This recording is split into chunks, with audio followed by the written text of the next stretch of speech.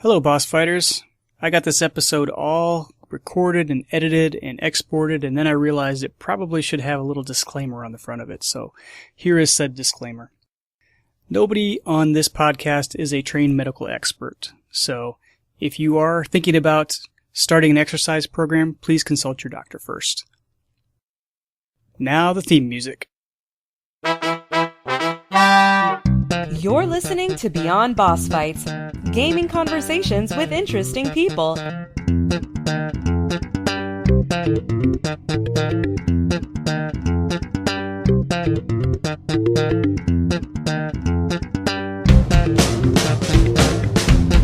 And now, here's your host, Raxwolf.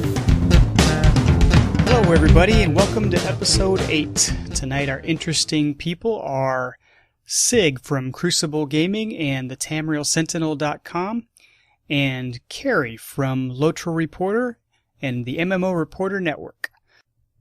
We're going to be talking about something a little bit different tonight, something that I never approached before on this podcast, and certainly not something that most gaming podcasts talk about. We're going to be looking at health-related issues that gamers face because of the nature of the hobby that we participate in. And we're going to be talking a little bit about some fitness cheats and tweaks, I guess, that could help you maybe get on the right track to maintaining a healthy fitness level while continuing to have gaming as your main hobby. Now, I chose each of my guests tonight because I know that they're each interested in fitness in their own way. Sig, for example, has recently embarked on a weight loss journey of his own, and he's actually kind of channeled some of his addictive nature into going to the gym and working out and becoming physically healthier. Cari also is interested in fitness, and she's been doing little things here and there to kind of trick herself into being more healthy and leading a more healthy lifestyle. And we also go into some of the things that are difficult about maintaining a healthy fitness level when your hobby is as sedentary as gaming is. And lastly, we talked to Sig about a photocracy group that he started up that's central to gamers, and it's everybody who's listening to the podcast is invited to sign up for that and participate in some of the weekly challenges that he's coming up with in order to keep people motivated to increase their fitness level. It's a pretty cool little idea, a neat site, and it actually functions very much like a video game, so it should be familiar for those of you who are listening. With that, we'll jump right into the show. Here's Sig and Cari.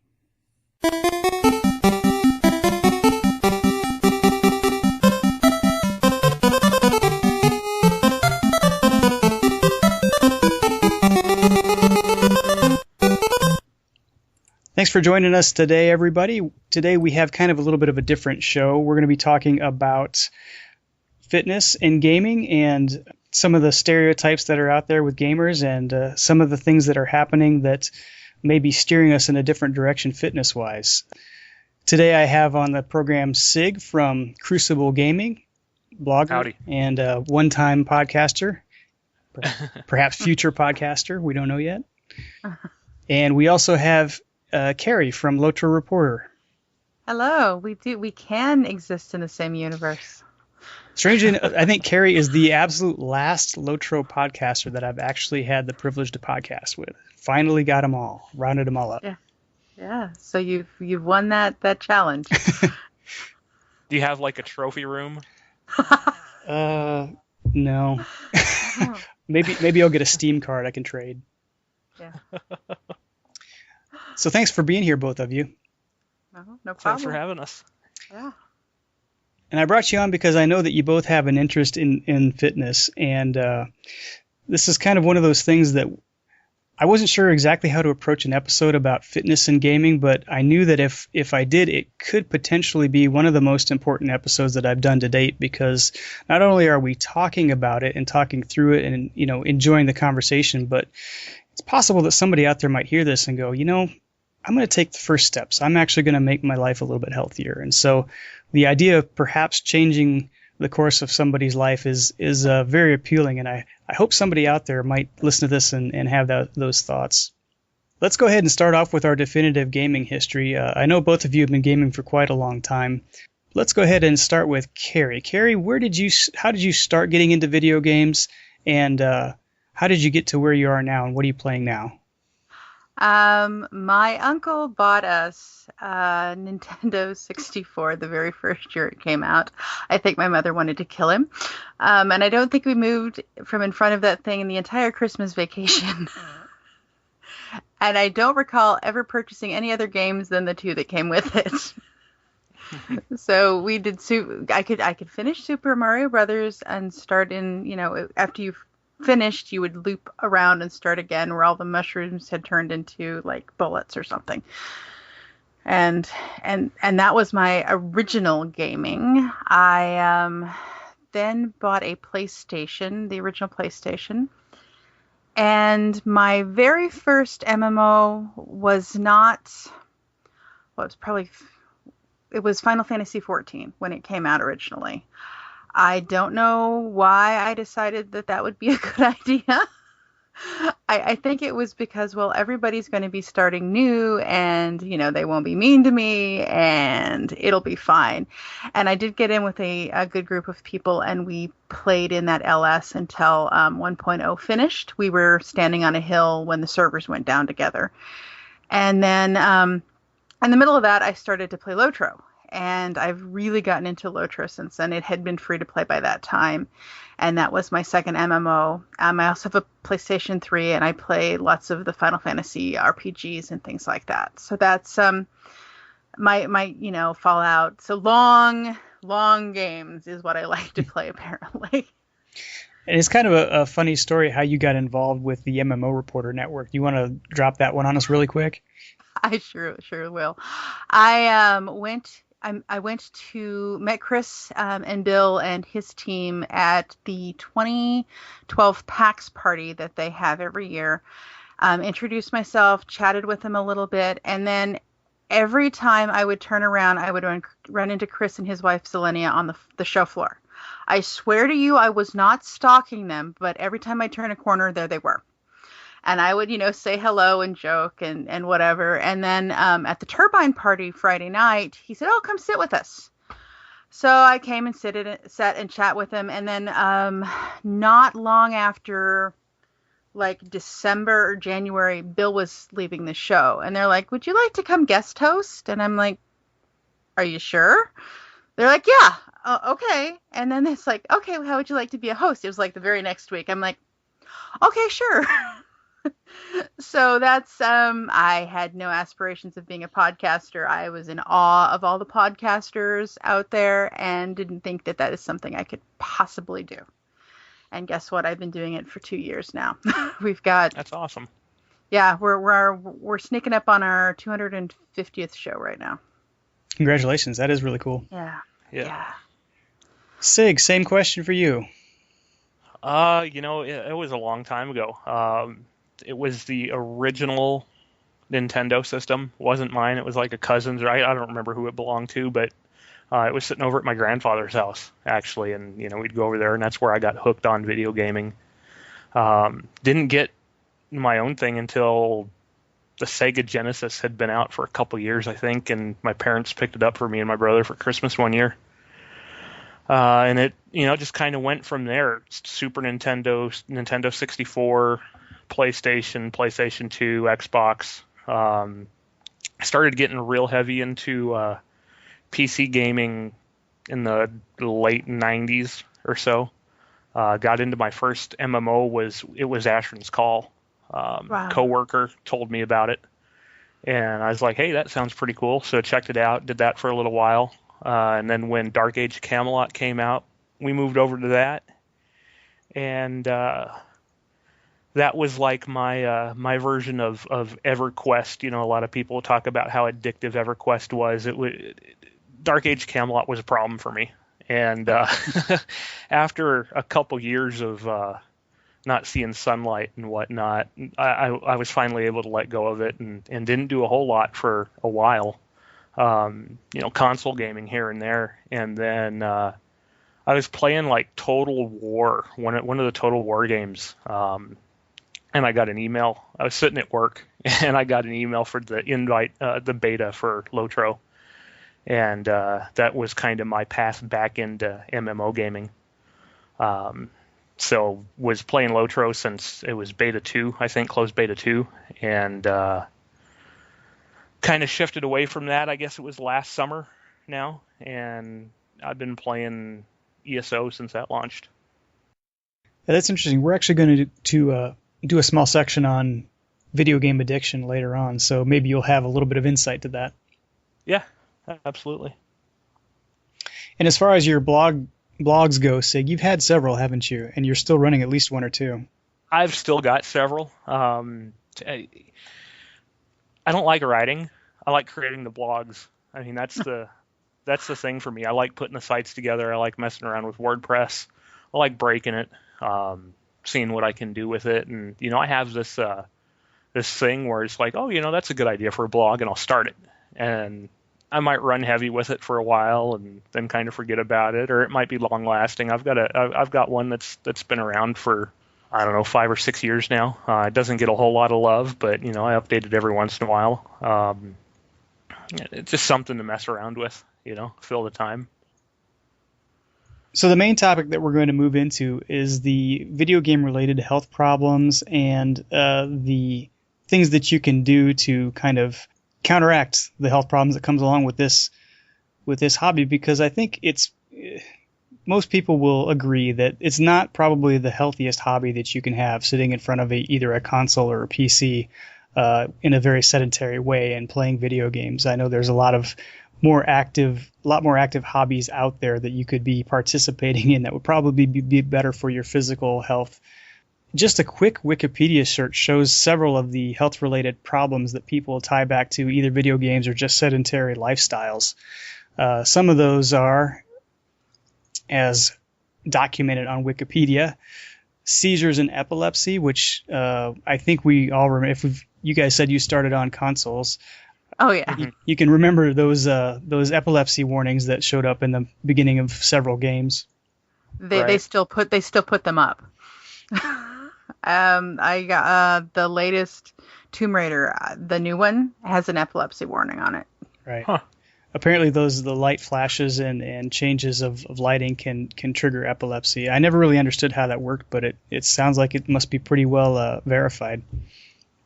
I was just going to say I've not ever met anybody that had a problem with it, so I'm not sure how it works either. But they also documented musculoskeletal issues, which I believe is kind of code for the ergonomic problems that you can have. And that's, posture related and carpal tunnel related, things of repeating the muscle movements that can lead to degradation of those muscles and tendons. Again, that's, I could kind of see that. But you can get those at work too, if that's what your job entails. Well, the problem is people get those at work and then they'll come home and they'll sit for 3 or 4 hours, but they do that in front of the TV as well. Just a sedentary lifestyle. You could be sitting for 12, 14, 16, 18 hours a day, and that's not good for anybody. Yep, that's an excellent point. And I think we could probably run through our own lifestyles and, just as an example, I think on the days that I actually do get up and go to work, I work from home a couple days a week. It's get up, walk around the house just a little bit, get in the car, drive for half an hour to work, walk to work, sit down for the rest of the day almost, unless I have a meeting or two, which, by the way, I can call into most of those now, so I don't even have to move to go to meetings anymore. Get up, get back in the car, drive half hour home, and by the time 5 o'clock at night rolls around, I've only got maybe 3,000 steps in the entire day, Wow. So it's very easy to have a sedentary lifestyle. And oh yeah, by the way, the thing I do for fun is sit down in front of a computer and play video games. So you got to be cognizant of that if that's going to be your hobby. Yep. Eye strain is another one that was listed in the Wikipedia article. Again, something that you could just get from staring at monitors and laptops all day anyway.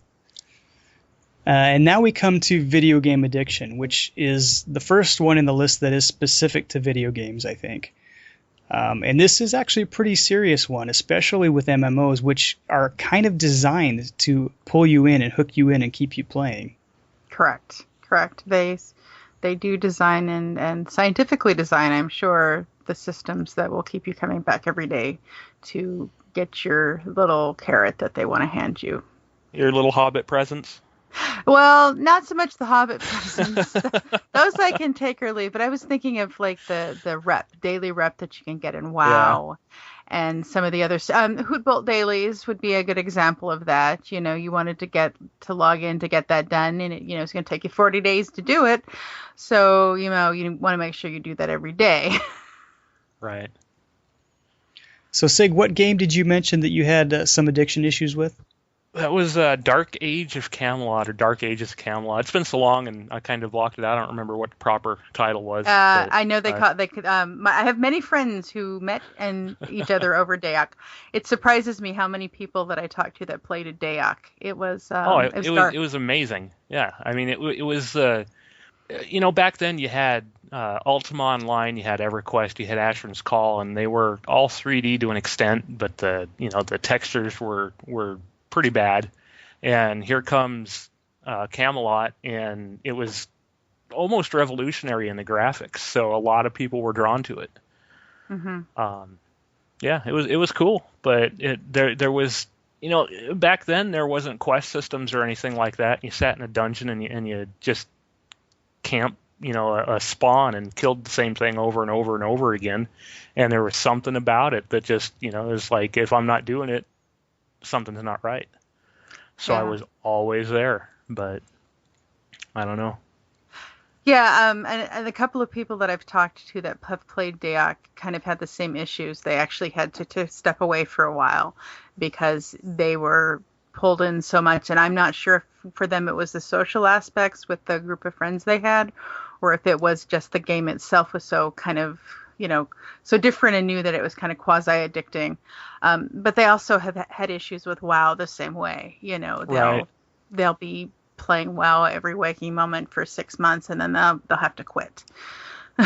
And to touch on that, the social aspect, I think, is actually part of it, because looking back, playing that where there was no quest system, there was this kind of a storyline or a backstory to the game, but not so much. It was all just XP driven, and you had to know people to get in on these groups to go, sit at whatever spawn and camp it for hours on end.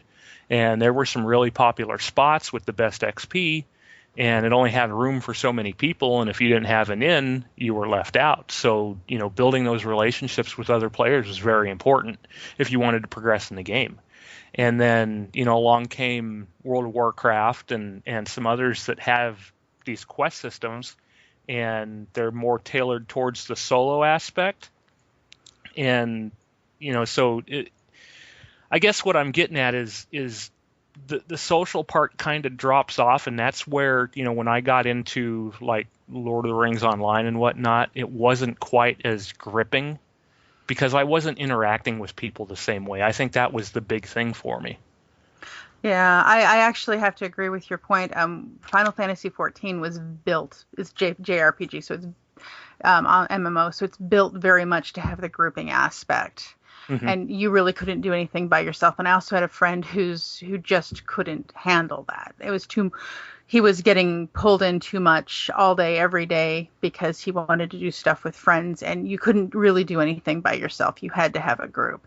Right. So I think that is a very good point, that the social requirements of some of these older and different style MMOs kind of make you play longer than you would have wanted to play normally. Right. Yeah, and even without the social aspect, though, and I do agree with that point, by the way. That's one way that it can be very addicting, especially if you're in a good group or you're a leader of that group, and you're afraid that if you take a couple weeks off, you come back and nobody's going to be there. But also they build systems into the game that are not necessarily social based, that keep you coming back. It's kind of like the mouse hitting the button for the cheese, right? Mm-hmm. It's like I think you mentioned Heightbolt in Lotro. I kind of agree with that. I mean, I can remember logging in every night to do those dailies, not necessarily having a whole lot of fun doing it, but knowing that there was something at the end. And typically I'm not one who will play a game if it's not fun. Right. And there were some of the dailies, some of them were more fun than others, you've got to admit. Yeah, some of them were pretty bad. Yeah. And of course, the last thing that Wikipedia mentions is the one that we all think about when we think about health-related issues, and that's increased BMI, body mass index, or obesity that just comes from the sedentary lifestyle. I mean, this is where the old, I guess, stereotype of the old gamer comes in. The either the young kid or the 30-something-year-old guy sitting in his parents' basement who can't be bothered to get up and get his Cheetos because he's so busy sitting down there playing a video game. Now, that's a caricature, obviously, but there is some truth to the ill effects of a sedentary lifestyle. Yes. Absolutely. I'm not so sure the video games lead to it, though. I mean, I'll use myself as an example. You know, back at my heaviest known, I was 275 pounds, and I would have been that regardless of whether I was playing a game at the time or not. Actually, back then I wasn't gaming a whole lot as it was. You know, it was that lull in between, what was it? It was that whole kind of lull in Lotro after the Isengard expansion. You know, people had done everything there was to do, and we were waiting for the next thing. So I was logging in maybe once a week at that time. And, you know, I was just going to be the way I was regardless of what I was doing. And I was actually being fairly active at the time. You know, here where I live, you know, like today it was 108 degrees or something like that. And I don't want to go outside at that point. But when the fall and the winter rolls around, you know, I start getting out and running around out in the desert and up on the mountains and whatnot. But I've always carried the weight. So I was just going to be that way regardless of what I was doing until I actually made the effort to change it.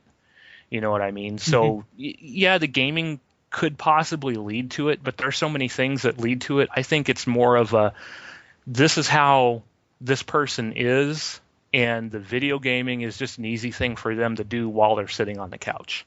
That's not the TV. Or, you know, it's not, you know, like some people hate reading, you know? So it's just another thing to do instead of reading a book or whatever. So, you know, it goes hand in hand, but I'm not so sure one causes the other in either direction, actually. Yeah, I think that's probably a good point. However, if we go back to the video game addiction that we talked to in the last point, if somebody was otherwise potentially going to play a game one night and then go out and do something the next, and this addictive nature kicks in and they feel like they've got to sit down and get into this game no matter what, that could lead to some poor habits long term. Absolutely. And, you know, when you're concentrating on something else and you're not paying attention to, say, what you're eating, you know, you can, and I think I know I've done it. I'm assuming you two have done it as well. You know, you have the bag of Cheetos or chips or whatever sitting there, and it's not portion controlled. The next thing you know, it's like mostly gone. Oh yeah. Yeah. Same with the sodas or whatever. But I've also known people and done it myself, you know, in front of the TV. It's just when you're not paying attention and being, you know, your attention is divided with anything, it's going to, or also you suddenly look up and you've been sitting there for 3 hours doing quests, and you probably should have gotten up and moved, you know, 2 hours ago. Yeah. Right. Yeah, I said Cheetos earlier because that was not a hypothetical. You know what it was for me? It was ramen noodles for me. Oh, really? That was, when I was going heavy in Camelot, my sleep schedule was all screwed up. You know, if I was in a good group, I'd stay up till 4, 5, 6. I'd stay up all night, you know, whatever. And then I'd sleep, and then whenever I'd wake up, I'd start playing again. So, you know, sometimes I'd be up all night long and I'd play, or sometimes I'd be playing all day and I'd crash at like 5 and I'd wake up at 3 a.m. the next morning. And that was actually one of my favorite things to do, was to get in the game early, and I would have Cajun chicken ramen for breakfast. You know, it was just like, it was amazing to me. It disgusts me now thinking about it, but it was just like my favorite thing in the world. So yeah, you know, being addicted to the game, you know, bad eating habits, you know, that was pretty much all I ate. I didn't eat a whole lot of it. You know, I actually skipped a lot of food just so that I could stay in game. Mm-hmm. But it screwed with my sleeping also. Mm-hmm. Yeah, it was amazing actually that I was able to hold a job while all that was going on. I mean, thinking back on how bad it got for a while, the fact that I was working at the same time, and I had pretty good attendance. I mean, it was just amazing to me. So. Yeah, it's another great point that the Wikipedia article actually didn't bring up was the sleep patterns. That could do a lot of damage to your health. Whether it be your metabolism or just sleep schedules can really screw with your body if you don't do it right. Mm-hmm. I know people who work night shift have a lot of trouble. Right. Yeah. Well, and I know if I don't set something to remind myself to actually get up from my screen about 10 o'clock at night, I'll be up till 2 in the morning. Yep. And the older I get, the worse it gets. I'm not 19 anymore who can stay up all night and then go to work on 2 hours of sleep. It doesn't work so well anymore. That doesn't work at all. Coffee doesn't even help that. It doesn't work, but it's not stopped me either. Yeah. Yeah. This is true. This is true. There have been a few 4 in the morning. Okay, well, I'll be in late, and then I'm just kind of a zombie. But I can think of a couple times just here in the last 6 months that, Yeah. Yeah. I've been known to do that too. So conversely, we have a post, I guess it's an article if it's on CNN, right? We have a CNN article that is from a couple of years ago, really. It's called Why Gamers Are a Great Fit at the Gym. And it kind of goes through the reasons why people who tend to gravitate towards games or video games are actually perfect candidates for going into the gym and working out and getting fit. And they give several reasons why psychologically this is the case. The first one being that working out with especially weights and even, I guess, running and treadmill if you have certain goals in mind is very akin to leveling up in a video game. When you go in, you first start out at a very low level, and as you continue to go in and improve, it's almost like leveling up. I mean, you put more weights on the bar or you run further on the treadmill. And so psychologically, this is a very good fit. If you're used to questing and getting experience rewards for that, this is kind of what your muscles and what your body is doing when you're working out at the gym. Yeah, that is a very good point. And now with the advent of the smartphones and stuff, I know I've heard several people recommend an app to me called Zombies Run, and basically you go out and run and you pick up stuff and you level up and you can build things when you get back from your run, from the stuff that you've picked up as you run, and you hear the zombies in your headphones and stuff like that. So there's even more ways to gamify now than there would have been even 2 years ago at the gym. I've heard good things about that app. I've never tried it. I'm not a big zombie fan. But also the same time that it came out, I had just started using the Nike app, and I didn't want to switch right away. So yeah, Runtastic has some in-app purchases where you can buy stories. You run through areas and they tell you about it and things like that. And they're fairly inexpensive. And it kind of is along the same lines. If you're not into zombies, it at least gives you something to kind of goals to hit and things to do. So there lots of companies are trying. That's very cool. I didn't know that. So it must work. Another thing that makes gamers a good fit at the gym is that feeling of freedom and autonomy. And what that means is gamers like to be in control of their characters, of their avatars. And it's similar to when you're going into the gym and starting to be in control of your own life and your own appearance and the way you feel. So that's another way of kind of equating what you do in game to something that you could do at the gym. Yeah, and it's totally true. I mean, if you look at weightlifting, for example, I used to lift when I was in high school. And, I was doing it because I was trying to get into the Marine Corps at the time, but I didn't, my heart wasn't in it. I was just doing it because I needed to. But I learned a lot of things, and that's what's helping me now.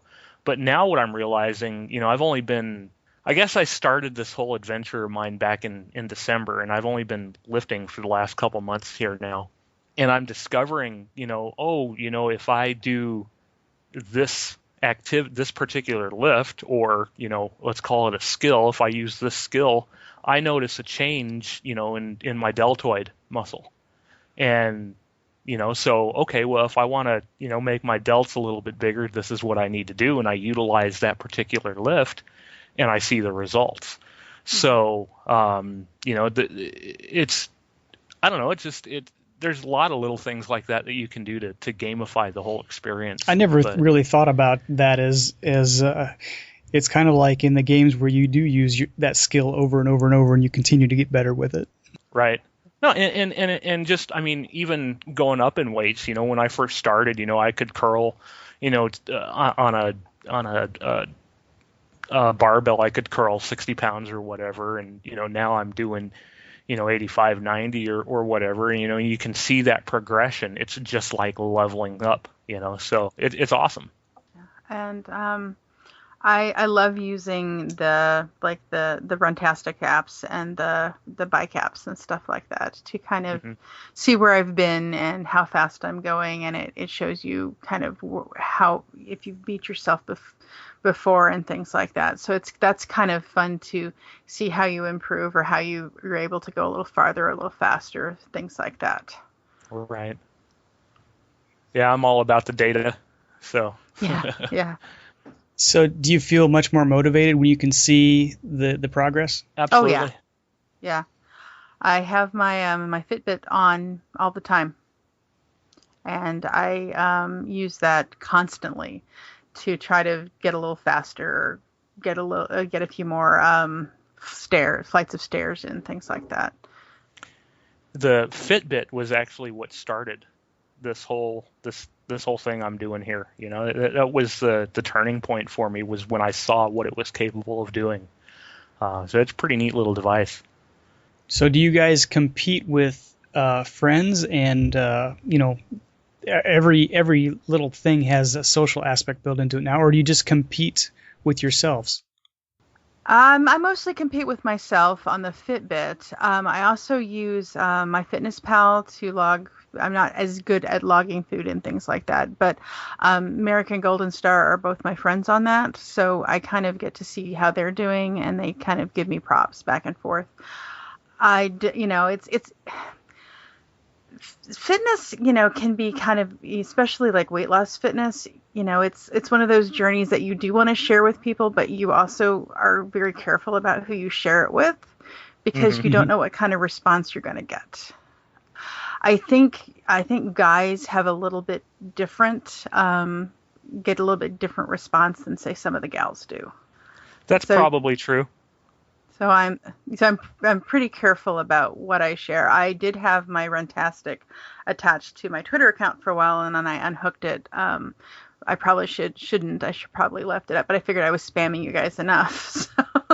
Well, the fact that you did have that tied in for a while was what clued me into the fact that you were doing some things for your fitness, Cari. So. And got me on a podcast again. Yeah, and the way I look at that is, anybody who gets annoyed by that, they should probably hook it up for themselves. Yeah. Fire up Runtastic, and I don't care if you're running or if you're crawling down a street. Do something. Last reason given why gamers are a great fit at the gym is because there is such an aspect of community and accountability, which we already kind of touched on for MMOs as possibly one of the reasons for the addictive nature of them. But at the gym, you kind of do the same thing. You form these relationships. If you're gone for a week and you come back the next week, people ask you how you've been and where you've been. And it's just a very social environment. I used to lift in the gym a lot more than I do now. Now that I've got the kids, that most of my equipment is here at home. But just the fact that you had people spotting you when you were lifting weights, or perhaps if you go to run on the treadmill or run around a track, you see the same people at the same times during the day, and you kind of build these relationships, and they miss you when you're gone, and that kind of is another motivator, I know. Mm-hmm. Yeah. Yeah, and it always does help when there's somebody there, kind of, and that's one of the main reasons that things like Weight Watchers work, is because you're expected to go in every week, step on that scale, whether you and the person behind the counter are the only two that see it, but you and another person have seen it. So it is an accountability thing that I think in many aspects are important, and it works for all kinds of things that you're trying to change. Yeah, so another way to gamify is to make weightlifting or gym participation as addictive as MMOs. Yeah, that could be problematic in its own way, though. There's always a balance, isn't there? Yeah. Then that's moderation in all things, right? I guess if you're going to be addicted to something, though, as long as you're not getting into shooting steroids or whatever. Yeah. Not be a bad thing. That's true. Or when you get to be my age, trying to lift too much weight when you're not quite ready for it yet. Not that I've ever done that. Ouch. As my shoulder is pained right now. Oh. So that pretty much takes care of the CNN post. And now we're going to move into a little bit more of a personal interview section to kind of get some ideas of what you guys have done in your lives and what you're continuing to do to potentially get a little more healthy, since we have this somewhat unhealthy lifestyle of gaming as a hobby. And I know, Sig, you mentioned your weight earlier. Would you mind sharing how much weight you've lost since that time? Yeah, well, that was my highest known. I'm the kind of person, I pretty much don't go to the doctor or the hospital or whatever unless I'm bleeding and I can't stop it. So I hadn't been to the doctor in years, and I was having some chest pain right over my heart. Couldn't figure out what it was. Went down, they did the whole EKG thing and all, the treadmill test and all that. And that was when I found out I was 275 pounds. Now, I know I've been heavier than that. I just don't know how much. It was the very end of this past November or the very first part of December, right around that time, was when I had decided to make these changes. And at that point, I was down to 260. And as of last Saturday, I'm now down to 197 and a half. Congratulations. So it's like, as far as I've been paying attention, it's like 62 pounds and some change, I think. 75 pounds and some change from my highest known. But, I don't count those 15 pounds really, because I didn't do anything to get rid of it. It just happened for whatever reason. So, yeah. So was it, you talked about making the decision to do it. Was there something that triggered the decision? And I didn't realize that it had only been a few months, I guess. I figured that you had made this decision a couple years ago, but it sounds like you've just completely changed the way that your lifestyle, changed your lifestyle around. Yeah. It's crazy. It was like 3 different events really that kind of happened all within a matter of days, that kind of triggered the change for me. And the first one again was, it started with the Fitbit. I saw what the Fitbit, the kind of data that it was pushing out, and I love data. It's how far I've gone, how many steps I've done, that kind of stuff. For whatever reason, I'm a nerd for it. And I was like, this thing is awesome. So there was that. And then I had gone on a hike and I couldn't keep up. And it was just a regular day hike. I was carrying a waist pack with a couple water bottles and some granola bars, and that was about it. And, I'm the kind of guy, November, December, January rolls around, and, a lot of times on the weekends I've got a 30, 40-pound bag on my back, and I'm out bow hunting. I've got a bow in my hand, and I'm walking miles in the desert. So I couldn't figure out. I was like, I can't keep up. What's up with that? So that was the really big thing. I was like, oh my God, something has to change. And then just a few days after that, I saw a family member that I hadn't seen in a while, that he had started lifting, and he went from being little cousin to it was almost like he got taller, and he was just massive, and I was like, holy crap, So it was those 3 things just back to back to back. And I started, at that point I was like, okay, I bought myself a Fitbit. I started paying attention to what I was eating with MyFitnessPal. And, basically at that point, all I was doing was making sure I was still eating crap a lot, not as much as I had used to, but I was eating bad food pretty much still on a daily basis. I was just making sure I wasn't going over my calories. And then I was walking, anywhere between like 3 and 6 miles a day.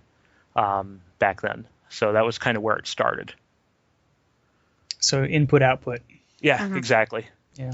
Yeah, and it's amazing how much you don't want to write down those 42 cookies or whatever it was. Yeah. Well, so you kind of go ahead. I was just going to say, for me, it's like my favorite thing in the world, and I'm still battling it right now. If you ask me what I want to eat at any given point on any day, it's always a fast food cheeseburger. It's like my favorite thing. I don't know why. I wish I could change it, but it is what it is. And for the longest time, it was like a cheeseburger and fries for lunch every day. And, part of it was because convenience, it was easy. Part of it was because it was what I liked. Part of it is because we don't have a break room at work, and, it was either eat in my car or eat at my desk and be bothered. So it's like, well, I'll just get up and go somewhere else. So now the last couple months, it was like, okay, I'll have one cheeseburger a week or I'm going to go insane. So I was doing one cheeseburger, a week on Wednesdays. And then here, I just had one yesterday, and that was my first one in a month. So hopefully I can get to where I can just cut them down to, like super special occasions only. But yeah, this whole thing is, it's probably 20% activity and 80% nutrition. That's really what it is. Yeah. That is exactly what my nurse practitioner has been telling me. Yeah, it's like, well, I've been walking, and she's like, well, you've got to eat good too. Well, in all honesty, to be fair, the first couple months I lost, I think it was within the first month I lost like 18 pounds, and I didn't change really what I had been eating. I was just making sure I wasn't eating as much of it, So I was still eating the junk, just not as much. So I know just about anything in life, people will always tell you that you can't just go into it and expect changes without actually making goals that you can try to shoot for, because it's gamifying that. It's trying to reach a certain level. Do either of you guys have goals that you're trying to reach in your lives? Well, of course, I have a weight goal. I think anybody who's trying to get healthier has one of those. I also would like to finish a 5K at some point. I don't even have it scheduled yet, but I've got to get out and moving around to do that. I actually, it was probably 2 years ago, October, went into regular physical with my nurse practitioner, and she's like, well, I've always been heavy, and she's like, well, let's, I think, let me check this blood level here, because if you fall in this category, we can put you on this pill that will, is a diabetic medicine that'll help, it'll make you not so hungry, right? And then I get a call. She's like, well, they'd like you to come in and talk to her. And I'm like, okay. So I went and I looked on my results, and I figured out what the diagnosis was going to be. And I mean, it wasn't even like, oh, you are pre-diabetic. It's like, welcome to type 2 diabetes. And I'm like, I am not ever going on insulin. We are not doing this. So this is my goal in life, is not to be on insulin ever. Yeah, and I had an aunt who didn't change anything, refused to change anything, has had a heart attack, is now on insulin, and I refuse to do that. It's interesting how you can be shocked by something like that, and then looking back, you can go, yeah, I could kind of see where I've been leading up to this, right? Yeah, I could see it coming, exactly. But yeah, so that's my big overarching goal in life, is not to do that. So we talked a little bit about this with Sig earlier, and he had a pretty good opinion about this. But Cari, let's go with you. Do you think that gaming contributes or is the cause of additional unhealthiness in your life? Yeah, I would say it definitely is. I have a very sedentary job, and I sit in front of a computer and play with the government's money all day long. Sweet. And yeah, and that's what I do all day, is I sit there and trying to figure out how to make things work. So stuff happens for people that need it to happen, and my shoulders get tight, I get hunched over, I get stressed out, and then I come home and my hobby is to sit in front of a computer with a keyboard and a mouse and get hunched over and stressed out sometimes, So I do totally agree that has contributed. Yeah. I can remember, I think it was World of Warcraft that I heard actually has some load screens that remind people to get up and go outside or get up and walk around. So the game companies know that this is an issue. That's kind of interesting to me. Yeah, Final Fantasy XIV has a welcome to the world of Eorzea. It is a fantasy world. Please don't forget to get up and say hello to people along those lines every time you log in. I had a game for the life of me. I can't remember what it was, but it would actually stop like every hour and a half or something and tell you to get up. Wow. Yeah. One of my e-readers does that. There's a setting in it, and if you've been reading on it for an hour, it will like literally put up a screen for 60 seconds that says look away from the screen. Yeah. That's actually a very responsible thing for a company to do. It kind of made me angry. Well, yeah, now I can turn this off. I haven't, but I can. But yeah, they're on one hand, yes, you need to be reminded you've been sitting in there for an hour and a half, and on the other hand, it's like I'm an adult, it's my business, and maybe I don't want to get up. Maybe I only want to play for another 10 minutes. There are a couple of things that I have done specifically to change the way I do things, because I have to trick myself into getting extra activity in. One of the things I've done is actually change the bus I take to work.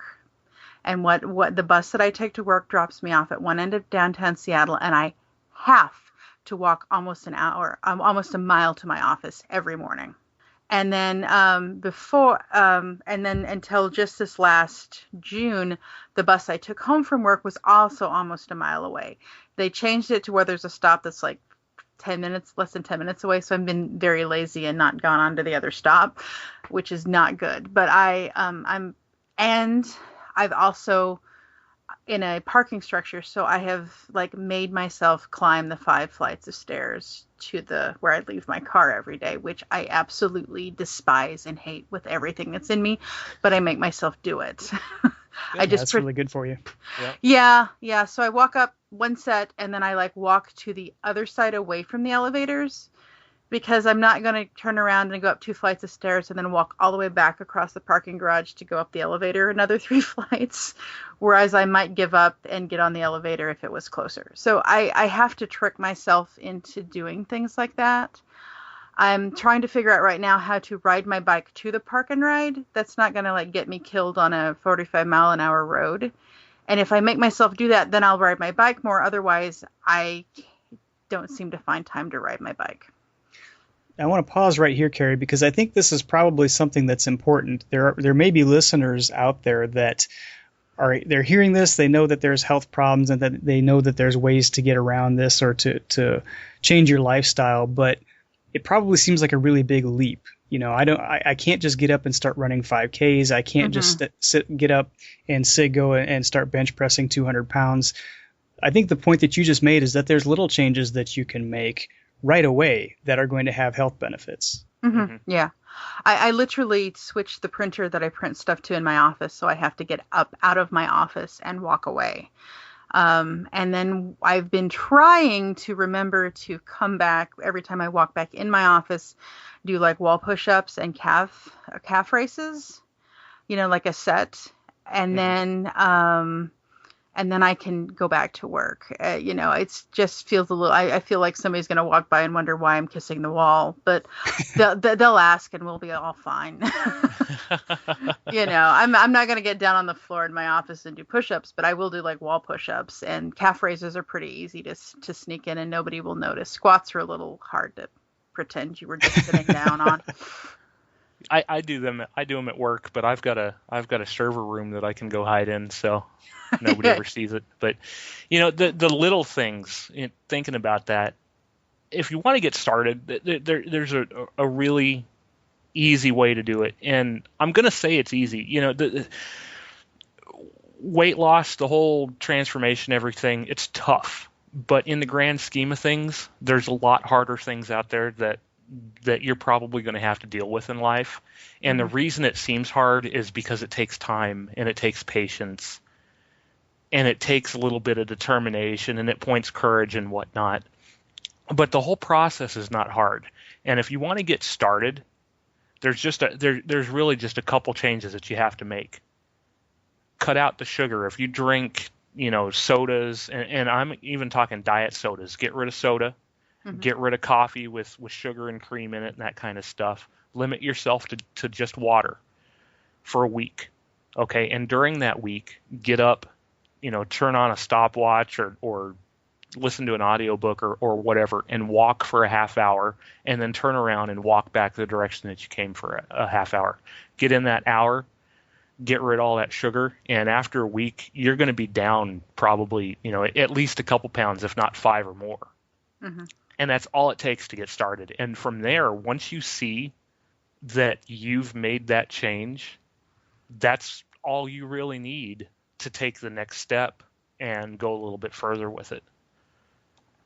Now, Sig, you seem to be, this is something that you've discovered in your life, but you've also started to try and make a difference in some others' lives. I've noticed that you tweeted out not too long ago that you started a group on Photocracy. Is that how you pronounce that site? I think so. Yeah, I think so.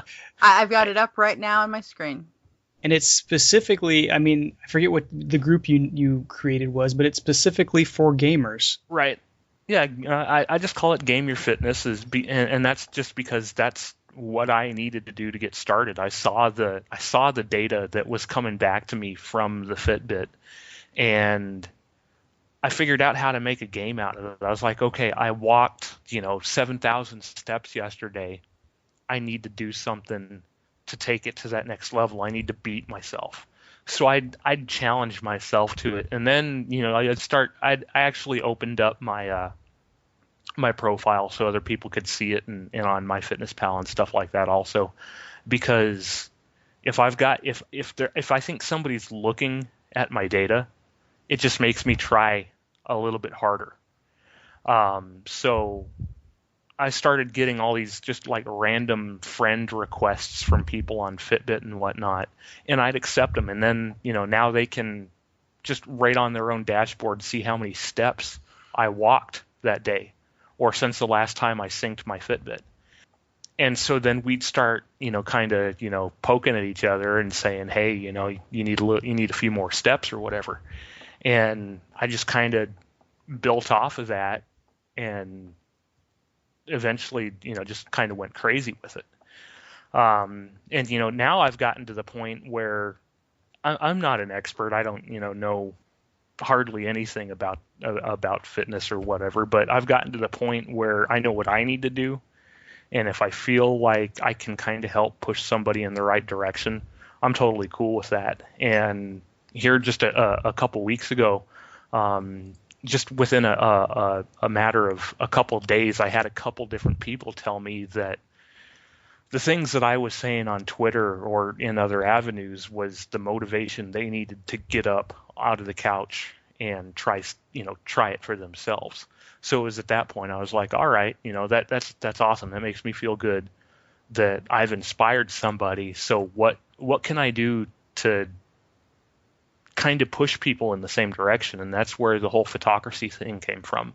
And it was a perfect fit because that site's built like a video game to begin with. You earn points for what you do, you level up, you get achievement unlocks and badges and whatnot. And they have quests. They're actually called quests. Yeah. I got a quest for doing calf raises and climbing stairs. So yeah, it's pretty awesome. And so I started the group, and it's gotten a pretty decent little response for just being out for a week and a half or 2 weeks or whatever it's been. I think we're on the second week now with the challenge, distance based, but some people were kind of playing and have dropped off, and or a couple of them I know are talking about paying attention to it again. And I'm just going to let the thing run, and hopefully we can get some more people in there. Is this group open to listeners of the podcast? Can I put this in the show notes? It's open to anybody. I just have the group kind of set up that you have to have the link to get into it. So I'll make sure you have that. Okay. But yeah, I mean, anybody who wants to join can join. Did you want to give any more tips or anything else? Or Yeah, really just the biggest thing, the biggest hurdle is you have to want it. And then from there, once you want it, you'll find what you need to do pretty easily. It's, again, the whole transformation is perceived, I think, as a tough thing to do, because it does. It takes a lot of time. It takes determination. There's a little bit of pain involved. There's times when I've gone stir crazy from trying to figure out, I've been invited to go eat out here, but how am I going to make that fit within my calorie budget? But in the grand scheme of things, it's not really that tough, and you just have to want to go through the steps necessary to get to whatever your goal is. any final thoughts, Cari? I don't know if you guys have listened to Merrick's weight loss podcast. He quit doing them probably 6 or 7 months ago, but he was talking the same thing as Sig. He'd get up at 2:30 in the morning to go work out and lift weights at the gym. Yeah, I would too if the gym was open that early, but yeah. That was called Shake It Off, I think, wasn't it? Yeah, the Shake It Off cast. Yeah, Right, yeah. Shake It Off cast. So I'm sure that's probably still out there, and probably information still relevant. Yeah, it is very relevant. And as a gamer himself, his journey and his transparency were super relatable to me. And I highly recommend, if you're interested in, just give him a listen, because he even interviewed some people about their journeys and stuff. So it was a pretty good series. I understand why he needed to take a break from it, but it was awesome. As far as what I've been doing this week, mostly just blog posts. There's been a few since the last time we podcasted. First is called The Fan Site Tightrope, a post that I put out there in early July, and it's talking a little bit about my experiences with Lotro players and some of the things that I've seen from actual press and fan sites and the different ways that they're treated from the gaming companies, and why that's good and bad, and how I prefer things to operate. Gives you a little bit of insight as to my viewpoints as to why fan sites are good and why they should be considered separate from actual paid press. Another one I did was called Never Outdated, Text-Based Sports Simulators, and this is based on some of my experience playing games that are more about managing sports teams, and they're not so graphically intensive, and they're very, very different than a lot of the video games that people play nowadays. I go through some of my history with these types of games and talk about a board game that I invented when I was a kid that's very similar to a text-based sports game of today. Another post I did in mid-July was called Give Me 5 and you might have noticed that there is a new intro to the podcast, and that was done by somebody that I found on the website Fiverr.com. And this is kind of a tips post telling other podcasters, if you want some professional voiceover work done, go ahead and look at Fiverr.com. There's a little bit of wading through the potential list of voiceover work people that needs to be done for that to occur, but when you find the right person, it might actually be well worth your time. Everything over there is $5 with the ability to upsell you on additional services, but if you just basically want, usually it's about 100 words of spoken voice, you can get that for about $5 over on Fiverr.com. Last one I did was probably my biggest post of the month. It's called Too Big to Succeed, What Happens When Your Blog or Podcast Grows Too Large to Be Sustained. And this was triggered by a tweet that I saw from Moderate Peril and a subsequent story that it linked to on Contains Moderate Peril. You might remember Roger from a couple episodes back being a guest on this podcast. And he's got a fairly decent-sized site that covers video gaming and pop culture. And Roger was having some difficulties with keeping the website financially viable. And it wasn't because of lack of traffic. It was actually the opposite. It was because the site had gotten too popular. In fact, he needed to upgrade his hosting. And being that he mostly does his blog and podcast as a hobby, it was potentially going to become financially unviable for him to continue down that path of having the site hosted unless he found some kind of way to financially support it. So it kind of talks about that interesting phenomena about being too successful for your own good when this is something that you do as a hobby. So if any of those sound interesting to you, go ahead and check those out at my blog, braxwolf.com. Okay, that brings us to feedback, and I did get one piece of feedback from iTunes this last month. It was from Mr. Helpful, who followed me over here from Lotro Players. I know he's commented over there before. Mr. Helpful says, Brax is a thoughtful guy.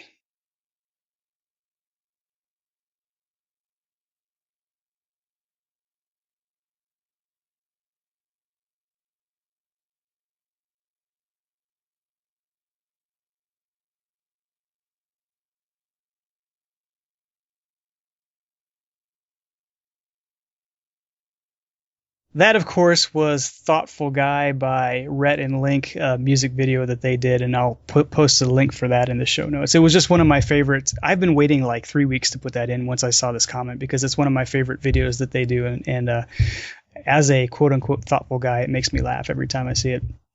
Anyway, Mr. Helpful goes on to say, it makes sense that he'd base a podcast around exploring topics at length. He's also a generous host, giving his guests a lot of airtime. I appreciate that he takes time between episodes instead of trying to meet a weekly schedule. You can tell he took the time to plan his explorations and prepare a good show. Thank you, Mr. Helpful, for your review. All of those iTunes reviews help quite a bit. Really love to see them come in. You can send your feedback to braxwolf@gmail.com, and I'll read it on the podcast. This is a reminder that Beyond Boss Fights is on iTunes, and we would appreciate your ratings and reviews. Beyond Boss Fights is also on Stitcher, so go ahead and add us to your playlist. Give us a review on Stitcher if you feel so inclined. Cari, thank you so much for coming on. Would you mind giving some of your contact information for the listeners? I don't mind at all. You can find me on Twitter. I'm at the Cari Mac. It's TheCariMac. I'm on there quite often. You will see discussions of pie and you never know what we're going to talk about. It's not all just kinds Lotro. Of hobbity things. Hobbity things and Lotro and fashion and burning Ben and Jerry's trucks and all kinds of stuff. You never know. You can also the podcast I'm on is Lotro Reporter, and you can find me at LotroReporter.com. I do have a blog that hasn't been updated in over a year, so I'm not even going to tell people about that. When I start doing that again, I'll let people know. You can also email me at Cari@MMOReporter.com, and that one is spelled Carrie at MMOReporter.com. That's not confusing at all. I know. Don't ask. It was let me make a character Final Fantasy 14. I don't know what to name her. Let's name her Cari Mac. Okay, great. And then she was my main. and then it stuck. Sig, how about your contact information? Twitter mostly at Sigtrick, Sigtric. Pretty much that same handle just about anywhere else. My email is sig@cruciblegaming.com. Cruciblegaming.com is my kind of personal gaming blog, and then I also do the TamrielSentinel.com for Elder Scrolls Online. Once again, thank you both for being with us. And as for me, I'm at Braxwolf on Twitter, BRAXWOLF. You can email me at braxwolf@gmail.com. Got a Facebook, facebook.com/Braxwolf, and a YouTube account, youtube.com/user/Braxwolf. And of course, you can visit my award-winning blog at braxwolf.com. Thanks for listening, Boss Fighters. We'll see you next time.